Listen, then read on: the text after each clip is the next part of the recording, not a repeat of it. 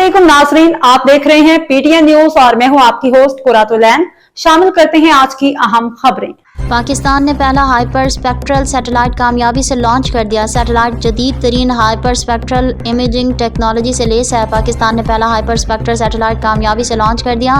Hyper spectral satellite कामयाबी से launch कर दिया। Hyper spectral imaging satellite HS-1 band पर मुश्तमिल है।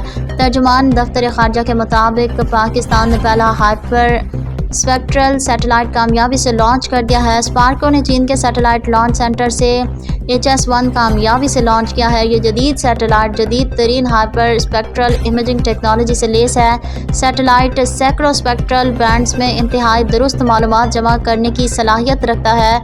HS-1 ने ज़मीन के इस्तेमाल, फसलों, आबी वसाइल, शहरी तरक्की का दुरुस्त तज्जिया मुमकिन होगा। बयान के मुताबिक HS-1 का कामयाब लॉन्च पाकिस्तान के खलाई प्रोग्राम में नया बाब है।